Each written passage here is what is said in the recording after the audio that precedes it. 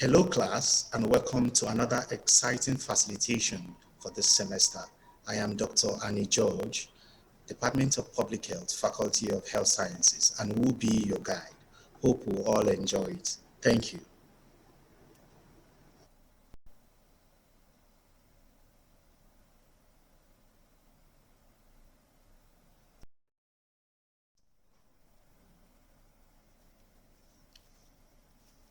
Welcome to another facilitation session on Child Health PHS 311.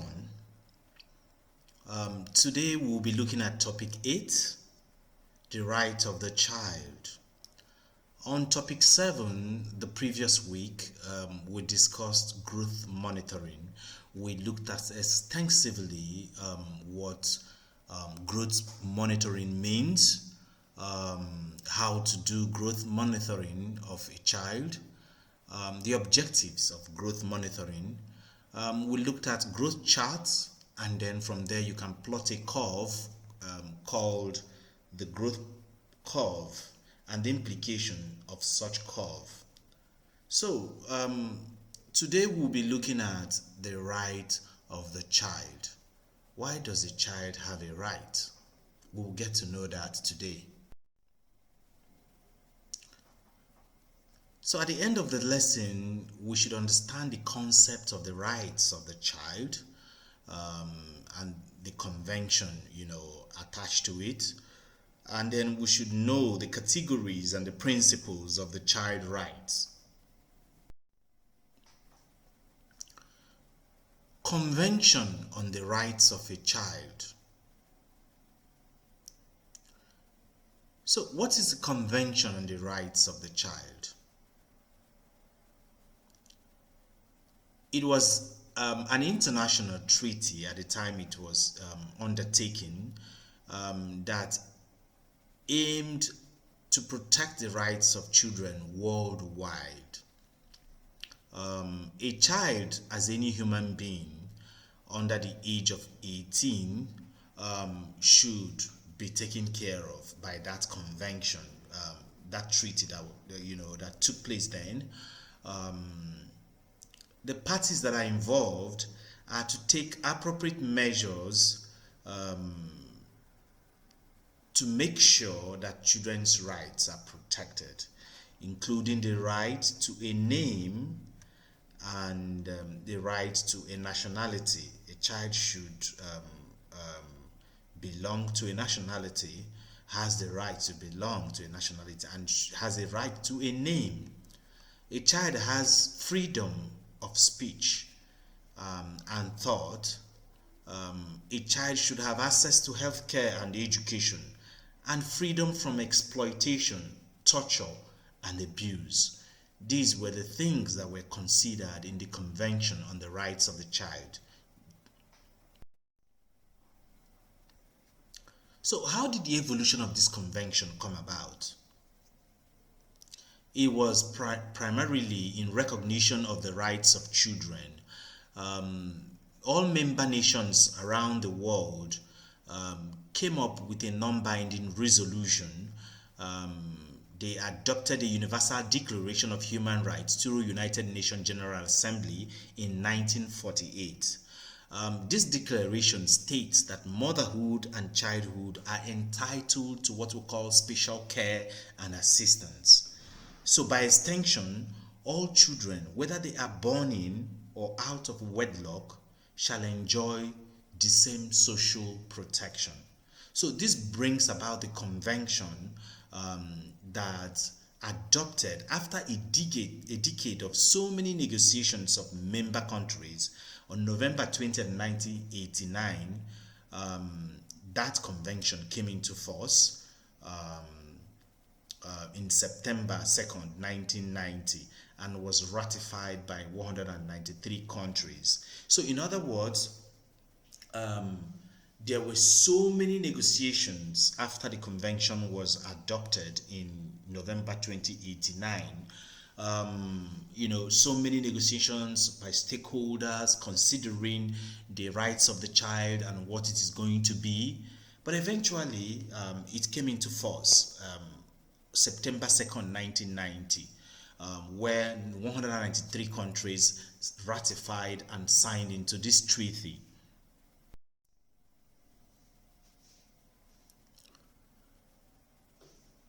Children that are in armed conflict and children that are sold are vulnerable children. This convention also sought to protect children in such armed conflicts, wars and conflict zones around the world, children who are being hawked or sold in the name of child trafficking. The convention sought to protect them as well.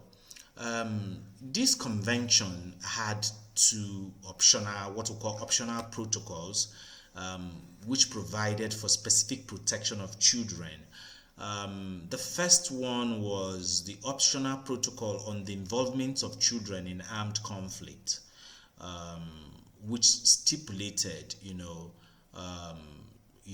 rules and regulations guiding that and why children should not be involved in armed conflict. And the second one was optional protocol on the sale of children, child prostitution and child pornography. Along most countries in the world where there are conflicts, children are being involved in those conflicts. We have child soldiers and all that. So this convention sought to protect the rights of children with regards to that. So through both optional protocols, although those optional protocols operate under what we call the Convention on the Right of Children, they are independent multilateral agreements under international law. So most countries are involved in that kind of agreement under the international law. So what are the convention rights of children? We've been talking about this convention, the signing of the treaty that came into force. What are those rights in that convention? So the convention rights, the Convention on the Rights of a Child contains what we call 54 articles. That was what is signed in that treaty. 54 articles, itemized. Each of these articles entails a different type of right for a child. This can be broken down into 4 broad categories. So it can be summarized into broad 4 categories. Number 1 is what we call the survival right of a child. The right of a child to life, the right of a child to good nutrition, the right of a child to shelter, and then the right of a child to access to healthcare services, medical services. So that is the survival right of a child. A child has the right to live and thrive. Then you have the developmental rights of a child. A child should have a right to education. A child should have a right to leisure and play, whatever that child wants. And a child should have a right to culture, religion, where that child wants to belong. A child should have that right to ensure that that child has proper development. It also talks about the protection rights of a child. Oftentimes, most children are abused, neglected, and exploited. So these protection rights actually protect them from such. And then we have the participation right. A child should be able to express his or her opinion, should have a right to association, freedom to mingle and associate with whoever he wants or she wants to associate with.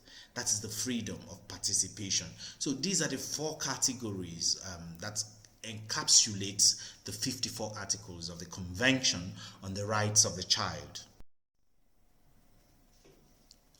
This brings us to what we also call the 4 principles of child rights. Despite the convention and those categories, there are principles of child rights as also captured in that treaty. It serves as highlights on the interpretation of the convention and guide to implementation. So most member countries and stakeholders These principles, or 4 principles of the child rights, highlighted a couple of things, and it was a kind of a summary of the convention, interpretation of the convention, and which serves as a guide to member countries on how to implement these child rights. So the first one is non-discrimination. A child should not be discriminated against. A child should enjoy rights and should have equal opportunity anywhere that child is, irrespective of race, irrespective of religion, irrespective of ethnic group, irrespective of anything you can think of. Every child should not be discriminated against. Whether the color of the child, whether the religion the child is attached to, or wherever the child is born, the background of the child should not be discriminated against. Now, in one of the 4 principles is also what we call everything you do should be in the best interest of that child. That should be the primary focus.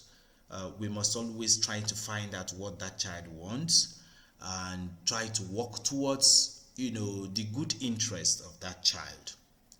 The child should also have the right to survival and development. The child should have what we call economic and social rights and should not be deprived because of the background of the child. The child should have the basic things of life that should make a child thrive and develop. The views of the child. It is also important to always listen to this child, respect the views of the child, and also try to understand the interests of the child instead of waving it with a hand. So in summary, we've learned child rights, convention concepts. We now know the various categories and the principles of the child rights. Thank you for listening.